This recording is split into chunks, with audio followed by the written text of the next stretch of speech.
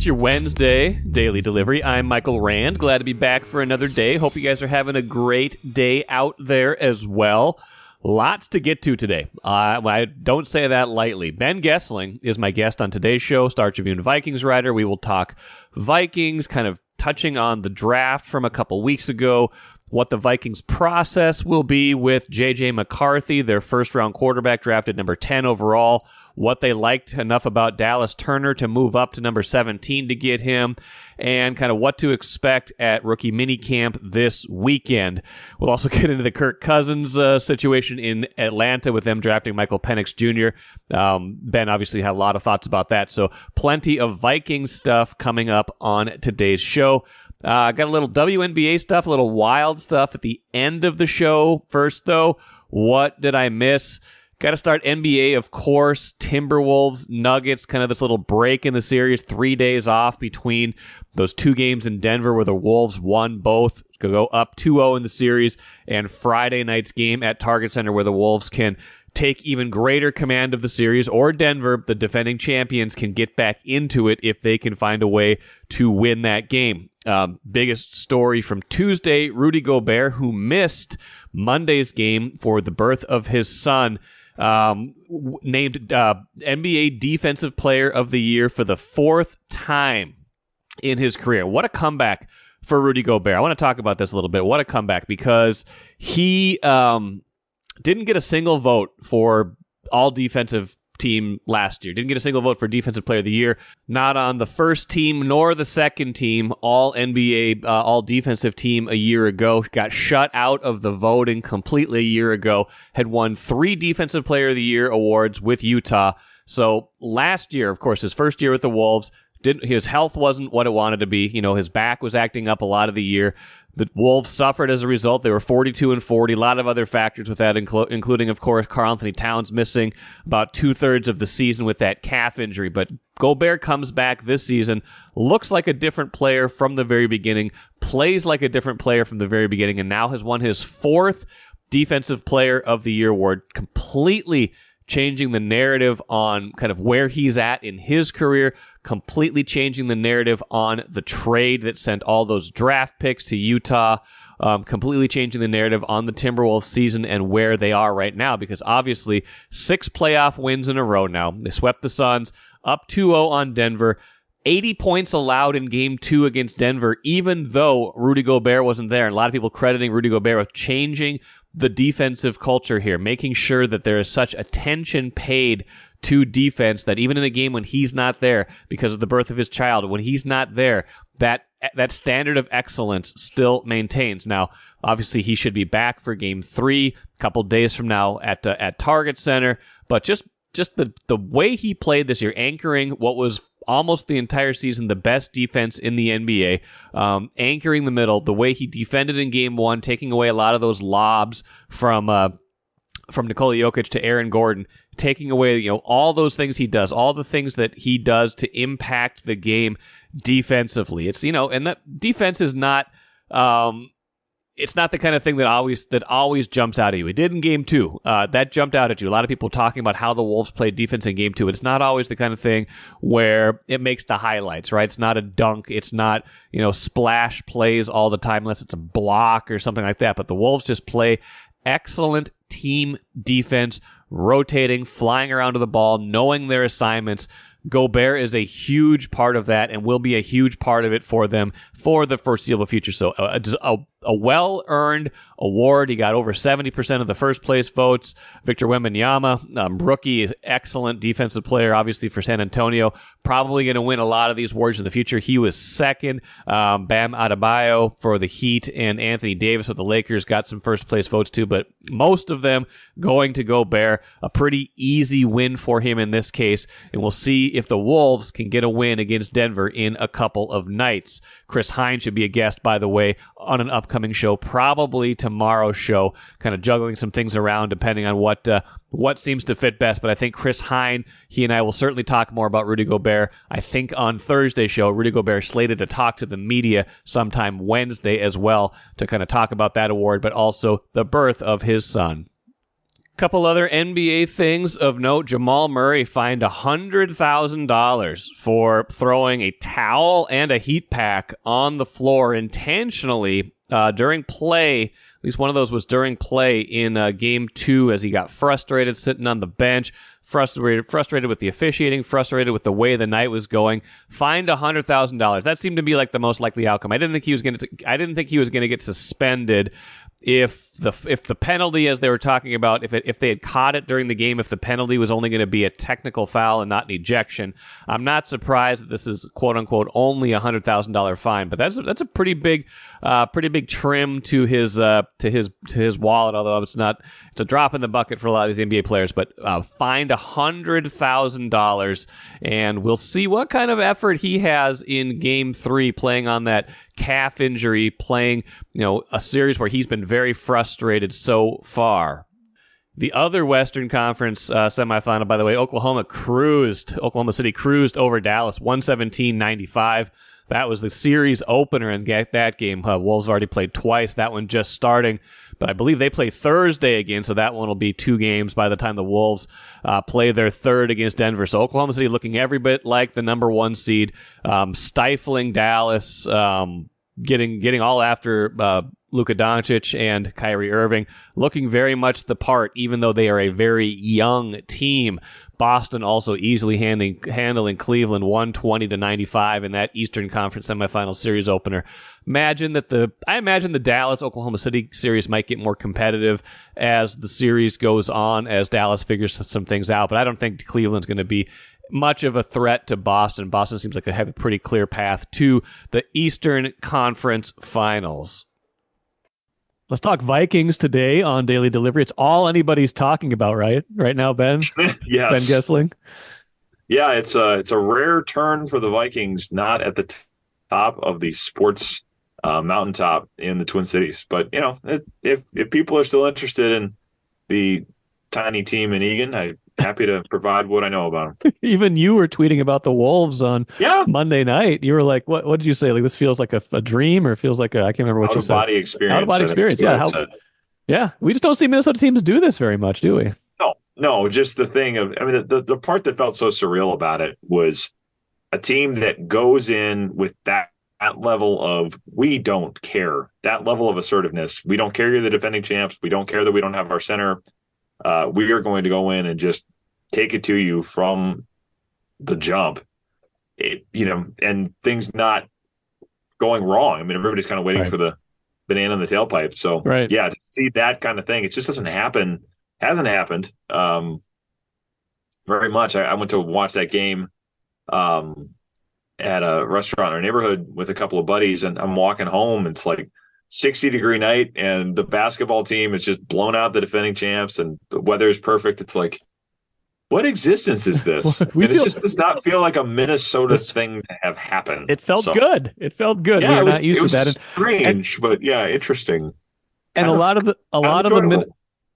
the Minnesota sports scars that we have, Ben, are Vikings related. So let's talk about that team. The draft a couple weeks ago now feels like it. I think Kwesi took a little bit of hits from some segments of the population who don't like giving up, second, third, fourth, however much draft capital they eventually needed to do the moves up to, especially to 17 when you kind of looked at it on balance. But the 2 guys they got, J.J. McCarthy at 10, Dallas Turner at 17.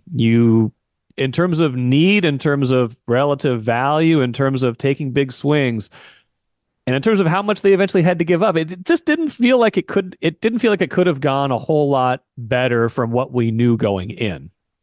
Yeah, I think the thing that everybody thought going in, myself included, was they are going to have to move up a lot to get the quarterback, and that was certainly the case with Drake May, and they tried, and they weren't able to do it because the Patriots didn't want to move off of that pick. But the thought process was, okay, well, if it's not May at 3, it's going to have to be McCarthy at 4 or 5. Right.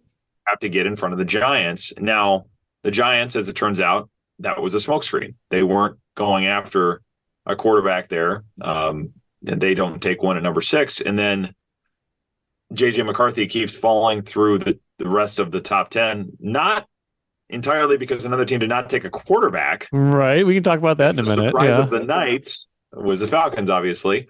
Yes. But the fact that McCarthy fell to the point where they only said we need to move up one spot and just make sure we get him. And you see all the clips. I mean, the Jets saying, hey, this is free money. Sean Payton trying to take credit for something somehow. Whatever. I mean, I guess they probably figured, let's not take any chances. Let's not screw around. Let's just go up and get our guy. You know, the relative price they gave up was much less than I thought they would have had to do to get a quarterback. And then that allowed them to say, let's keep 23 and we move up from there to get Dallas Turner. And, you know, a guy that I think a lot of people would have thought there's no way they're getting him at 17. But when that first round breaks the way it does with its, you know, the record number, I think it was 14. Offensive players in a row. Offensive players off the top. It made it so that you could kind of have both worlds. It was always a draft where if you didn't need a quarterback or you didn't need an offensive player, if your target was we needed a good defender, you were probably going to benefit from the fact that everybody else was looking for something different. So what the Vikings did, I think, if it works, is going to be worth looking back on, is that as soon as they got the quarterback, they stopped being that team because they have everything else kind of taken care of on offense. So their approach was, all right, we now can think like one of these teams that is looking for a defensive player that can benefit from this run on offensive players. So let's get ahead of the big defensive position run, so to speak. Let's move back up and get a guy that a lot of people thought would be gone by that point. So I think the aggressiveness, yes, they spent a lot, but we've seen the opposite of this around here for a long time, where it's let's keep more picks because they're all the same and they're all lottery tickets. So let's just have more lottery tickets, which I think was always a flawed approach to it, in the sense that there are not all draft picks are created equal. No. And if we have more swings at players who are going to be impactful at the top of the draft, it was expensive to do it. But if both of these guys hit, nobody's going to be that concerned with that in a couple of years. You know? I want to revisit McCarthy and Turner in a minute. I want to pick your brain. Now we've had a couple of weeks to digest it and think about it. How do you think the Falcons, Kirk Cousins, Michael Penix, how did this happen? How do you think Kirk feels right now, thinking that he kind of got out of this whole idea of, hey, you're replaceable in a year or two, only to go to Atlanta, sign a huge contract, and then have him draft a 24-year-old, he's 24 now, 24-year-old rookie who, by all accounts, will be Cousins' replacement in 2 years?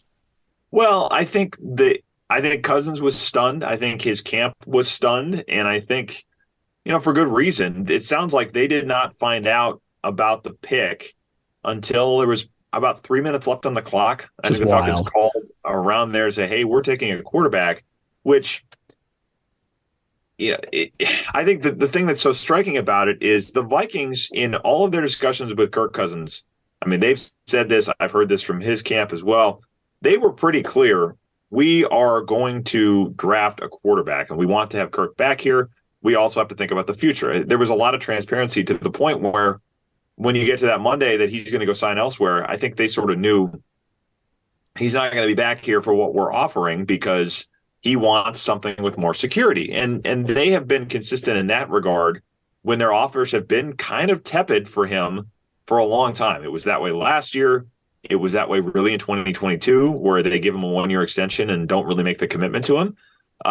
They have kind of broadcast for a while to him that we are keeping this door open. And then he says, okay, well, I'm going to go to another team that will commit to me. And the way that they wrote that contract, the contract the Falcons agreed to, gave a lot of financial signals that they were making that commitment. I mean, they gave him 2 full guaranteed years, and the third year is not officially fully guaranteed at this point, but on a practical level, the only way it's not is if they get rid of him next year, because he has a big roster bonus in 2026 that becomes fully guaranteed next spring in 2025. So, I mean, I think looked at this at the time, but it was like an anthology of the Mike McCarthy greatest hits of all the contracts he did with the Vikings. It has a no trade clause in it. So he got all of this control, all of this guaranteed cash that basically would suggest they are committing to me. They're making me the guy for the rest of the decade or the rest of my career, at least. And he said that. I mean, I got the commitment I wanted. Everybody's on the same page. I mean, that quote got a lot of run.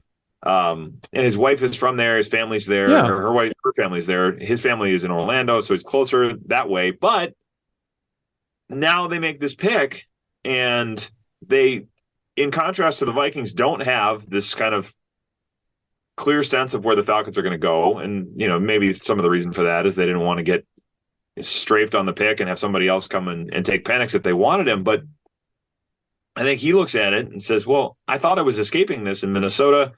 And if you were going to do this, why didn't I get some level of heads up? They don't have to do that, but it's going to make things awkward for a long time there, especially when you, like you said, have a 24-year-old quarterback that you're probably not going to wait that much longer to put on the field. So what? How mind-boggling whole thing. Playing this out to like a logical end, like what? How does this look after this year? Like he's got a no trade, but he can't be terribly happy. Like what? I don't know. We'll get back to the Vikings in a minute. This whole thing was just the surprise of the draft, and I can't wrap my head around it. Other than Atlanta is trying to secure their quarterback future, and they don't necessarily care that it's going to come at the expense of kind of burning a lot of Penix's rookie contract. They just liked him enough that they think he can be the guy for 5 or 10 years after Cousins is gone. Yeah, I mean, we heard a lot of this, kind of around the time of the combine, that there was all this chatter that Arthur Blank was sort of saying, I don't care what it costs. I just don't want to worry about the quarterback position anymore. Go get this done. Right. And they did. They shouldn't have to worry about who their starting quarterback is going to be for a long time if both of these guys are competent quarterbacks. Cousins, we know what he is, and Penix we'll see. But it feels like kind of all right, this is what the owner wanted, we'll do it. It felt like one of those types of scenarios where this may not make the most football sense, but if the man in charge says, go do this, or I'll find somebody who will, it becomes a little difficult to do anything else. That was kind of, and I don't know that for sure, but that's kind of my read on it, just looking at the situation and kind of looking at, it's an educated guess based on what we know. So as for what happens from here, I think the only way out of it for him is, do you try to trade him when Penix is ready? Will he waive his no trade clause? Do they end up doing the Russell Wilson thing where they just eat a lot of dead money and cut him and he goes and plays somewhere basically for free to that team? I don't know. I mean, there'll still be coaches that, he's got the greatest Rolodex in the NFL in terms of head coaches. Played for half of them on that Mike Shanahan staff, but I don't know. The idea that he's going to ride off into the sunset and, see his in-laws every weekend and win Super Bowls and retire there, or, split time between there and Michigan, or whatever it looks like, this, perfect end to his career. You can't say that at this point. So, no. All of the Kirk Cousins wanting to eliminate the uncertainty that he's gotten so used to, guess what? It's right there again, and it's going to be there for the foreseeable future, probably the rest of his career at this point. It seems like it. It would have made more sense to a certain degree had Atlanta taken J.J. McCarthy, just because he's a little bit younger. You can imagine he might need a little bit more. He might need a little more of a ramp, an on-ramp to play, and 2021 versus 24. That said, I think you've written that the Vikings are going to be patient. Of course, they're not going to rush anybody in. They're going to be like, he's going to play when they think he's ready to play. Yeah. What do you think? Now we're heading into rookie minicamp this weekend.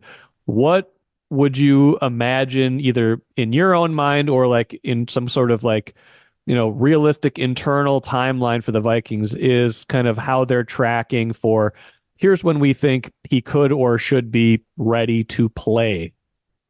Well, I would say this. I don't think the question for them is he better in the horse race this summer than Sam Darnold? I don't think we are looking at this I don't think they are looking at this as saying, who's QB1 from this perspective. I think it's more about when is J.J. McCarthy ready, and when have we seen everything from him that we need to see to say this guy is ready right now to go be a top flight NFL quarterback? And if that doesn't happen in week one, that's okay. It doesn't matter that he might be a little bit better than Sam Darnold, but not quite ready to ascend to that level of excellence. I don't think it's going to go that way. And again, maybe these things change. Maybe people feel pressure. I don't think they're going to get pressure from ownership to play him early, but maybe they feel like, we need to put him on the field somehow or another. There's internal,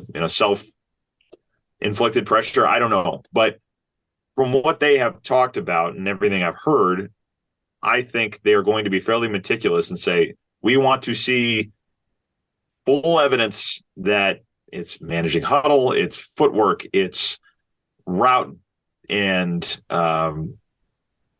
defensive recognition, kind of finding spaces in coverage. It's putting touch on throws when you need to do that. That's a big thing that needs to work on, is learning to put touch on throws rather than trying to throw it through everybody and just kind of go 100 miles an hour on it all the time.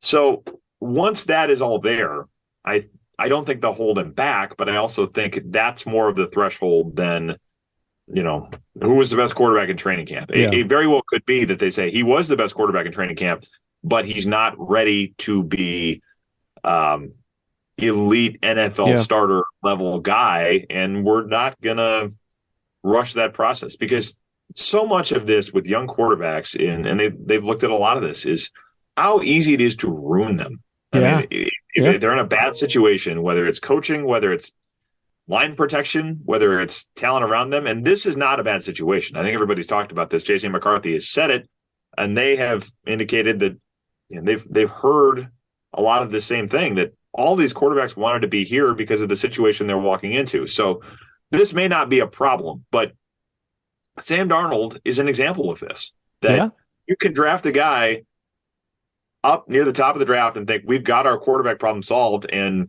you get him in, and whether he doesn't click with the receivers or there's coaching changes, or a lot of times the protection isn't there. I mean, certainly you think about a guy like David Carr. Yeah, that's a famous example of it. Mm-hmm. If the protection's not there and he's running for his life, he's not going to develop. So I think there's a lot of sensitivity toward the possibility of ruining a young quarterback if you just rush the whole thing. I mean, you think of the Tommy Boy scene with Chris Farley trying to make a sale, and he's trying to be gentle with it, and he ends up ruining it, and it gets torn to pieces. That's what they're trying to not do. And I think the diligence and the methodical approach to it will be in the name of avoiding that, I think, as much as anything else.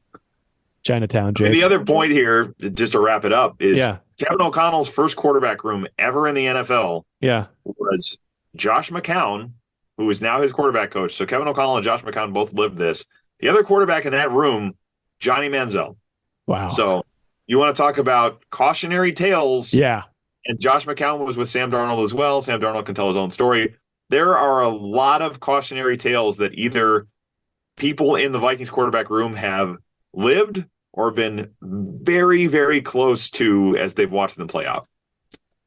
What about McCarthy makes him a specific fit for the Vikings? I think we read a lot about his skill set. We kind of know what he does well. He didn't have to, be a savior at Michigan. He was on a very good team. He could kind of be, third down efficiency was good, things like that. But what's the match here specifically with what Kevin O'Connell likes to do? Yeah, I mean, I think a lot of it is the throws he did make in college. There are a lot of Vikings concepts in Michigan's offense. I mean, the fact that it was a pro-style offense, the fact that it was overseen by people that have coached in the NFL and Jim Harbaugh, and people that coach again in the NFL and Jim Harbaugh. I think that helps. I think it makes it easier to say, how will this map into what we do on our offense? Because we've seen him make these types of throws. I think they like his decision-making. It's, generally just not taking unnecessary chances with the ball. I mean, there's times where you see that show up where he's trying to make a play somewhere, and he's had a couple of interceptions, I think, in bigger games that he looks like he's just trying to freewheel a little too much, but I think it's being able to find space in coverage. I mean, I know I've talked to people who've highlighted that, just finding voids in secondaries, and not always from the perspective of, well, okay, this safety is here, that must mean this is cover 3, and these routes are what I go to. It's more just being able to feel space and areas of leverage in those coverages that he does really well. You see throws that he made in that vein at Michigan, and I think there's a lot of feeling that he can do a lot of those things. And the thing you hear about him too, I mean, everybody says this and people kind of can roll your eyes at it, I think, to some degree, with some validity, because it's hard to prove it and it's kind of just a squishy concept. But they talk about he wins everywhere he goes. Yeah. And that thing of, I'm the guy and everybody knows I'm the guy and people have to rally around me and I have to be the one to galvanize this team. He doesn't seem to be afraid of that. And he seems to understand that that's part of the job. That stuff matters to them. Again, How do you quantify it? I don't know, but I do know that matters to them. And I think it's part of what they saw in him too. Royal Credit Union's smart checking accounts offer no monthly fees and no minimum balance. Enjoy financial freedom when you open your Royal Credit Union smart checking account online at rcu.org/go-checking. Insured by NCUA. Dallas Turner, they totally remade their edge rushers, obviously, with no Danielle Hunter, no Marcus Davenport, obviously. They've kind of reshuffled the deck there with the free agents they brought in, but also Dallas Turner. Like, they haven't picked an edge rusher that high in forever, right? Like, I think it was 2005, Erasmus James, since they picked an edge rusher in the first round. A little different scheme, obviously, 3-4 outside linebacker, things like that, but how do you think he and any of these other moves they've made, off season wise, whether it's, signing and drafting some bigger corners, some more physical kind of corners, like how do you think this fits into what Flores likes to do? Well, I think you're going to have more depth in that group than they've had. I mean, last year it got to the point where, it's Danielle Hunter and then kind of who else? And you're playing all of these guys for, 900, 1,000 snaps a season. And you would prefer not to have to do that because it means that they get a little bit worn out as we get into the 17th game of the season. And if Roger Goodell gets his way, eventually the 18th game of the season, which he will, because he always does. That's where we're going to go. He'll get his President's Day Super Bowl. That's where this is going to go. So it does mean for positions like that, you need more guys because fatigue is going to be a factor. So I think that helps. And it also kind of plays into this Brian Flores, I want guys that can move around and walk around and play in different spots, and you don't know where people are coming from. And even if they're playing more man coverage, which I think they will this year, the idea of I want positionless players is not going away. I mean, this idea of I want people that can move around and do all these different things, and you really never know who's coming from where, and it makes it hard to decipher, and then pressure gets there, or you have to get rid of the ball underneath because you don't trust that you can hold it long enough to decipher it. These types of moves, I think, are aimed at building a pass rushing group that does more of those things. I think you're going to have guys that can play in a lot of different spots and can kind of form into different shapes of things, different contours of the defense. I think that's going to be a lot of what they try to do with this group. And Dallas Turner certainly has shown the ability to do some of that in Alabama. I think he'll be asked to do it here as well. Final thought, Ben. We had one J.J. drafted. The other J.J., Justin Jefferson, can't help but notice he didn't get traded during the draft. Those were some of the more outlandish rumors that we saw leading up to the draft. Like, oh, what could they get for Justin Jefferson? Like, you could get him to stay and catch 100 passes a year for the next 10 years if you just pay him. You get the sense of timing on that and how, now that they've kind of taken care of some other business, when that might happen? Well, I still think it's a win, not an if. And I would think we're probably not that far away. I mean, the two kind of deadlines I look at, and again, some of this is getting to the point where, because I do think they got very close last year. I think when that thing didn't get done before the season, it surprised some people. I think there was a lot of optimism in the building heading into that week before the Buccaneers game that it was going to get done. And it was not that far away. I think some of it was this thing of, well, hey, we're 2 years away. We can kind of wait rather than settling for this is 98% of what we want. I think that changes now when you're a year away from free agency and when you're coming off a season where you miss as many games as Justin Jefferson did. That does, I'm sure, register in the back of his mind of, the guaranteed cash is hard. If somebody puts that in front of you on a piece of paper and said, we will guarantee that we will give you this much with this many zeros, and that has an effect on people. So I think it gets done. The 2 dates I would look at are, whether the earlier one would be minicamp is beginning of June. Okay. I could see it getting done before that so that there's not this question of, is he going to be there? Is he not? The other one would be before training camp starts in July. I would think that the target is get it done at the latest at the start of training camp. I don't think you're wanting to play this out until beginning of the season again. I mean, they could, I suppose. There's nothing saying that they can't, but I think this is now job one. I think the Vikings want it to get done. I think it will get done. I think the picture is clearer now in terms of who the quarterback is, what they're gonna have financially for the next few years.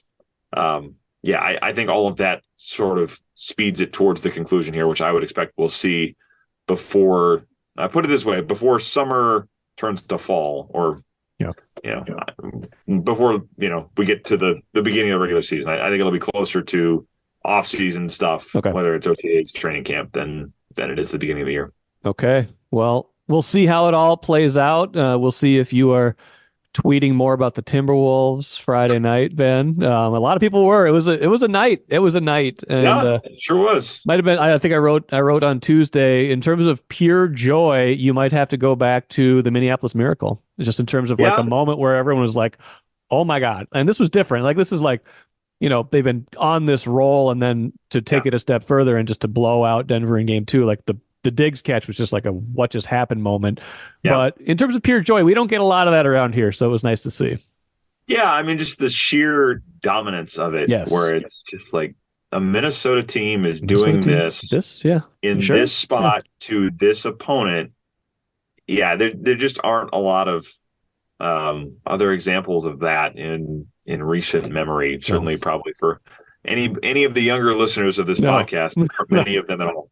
No. So we can remember a few, but not a ton. Not a ton. Certainly not anything in the last 10, 15 years or so. Well, we'll see where this is all playing out by the time we talk next. Ben, appreciate it. We'll talk to you soon. Sounds good. Thanks, Mike. Really good stuff from Ben. I like the points that he made about how the Vikings won't put J.J. McCarthy out there if they don't think he's ready to be a top-level quarterback. Basically, it's not like a competition in training camp between him and Sam Darnold. If he's a little bit ahead of Sam Darnold, but they don't think he's ready to be the quarterback that they want him to be, they might let him get more of that time, study a little bit more, things like that. So I'm curious to see how that process plays out. I'm sure everybody else is too. I don't think they'll be swayed, based on what we know of Kevin O'Connell and also what Ben said. They won't be swayed by historical context, but just for historical context, Teddy Bridgewater, the last Vikings quarterback to be selected in the first round of the draft. He was the last pick of the first round in 2014.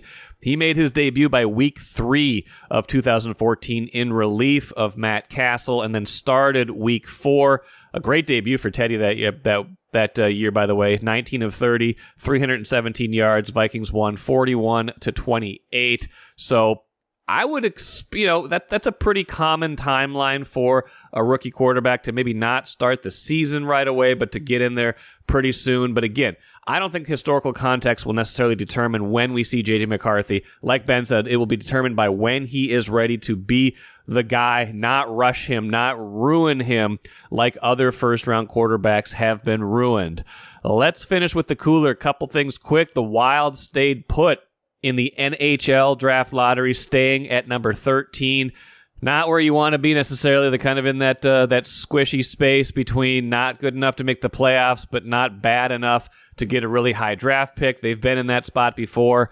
But 13, we'll see what they get at 13. And a lot of these guys, of course, don't make immediate contributions anyway. The NHL, these guys generally need a lot more seasoning, minor leagues, overseas, college, things like that. So we will find out who they pick in a couple of months here. And WNBA, big story there. Charter flights are going to start the season for all teams. This is something the league and its players have been fighting for a long time. They've had to fly commercial for most of their travel last year and all of their travel in years past. Now they'll be flying charters. Why is that important? Comfort, recovery, things like that, and just the professionalization of this league. It's a moment for this league. Revenues are going up. Attention is going up. I'm glad they were able to get this win, get this thing they've been fighting for, and get this settled. So that will be part of the WNBA this year. They're basically saying as soon as they can get all the planes lined up, this will be a part of this season. That will do it for me today. Like I said, Chris Hine coming up on a show pretty soon here. Going to talk to Marcus Fuller, I think, about transfer portal, name, image, likeness, how it's impacting the Gophers men's basketball team. Thinking I'll have a Bally Sports North update as well, maybe even a special episode depending on what I can pull together. So listen for that as the week goes on. Until then, I am Michael Rand. Enjoy the rest of your Wednesday. Back at it again tomorrow.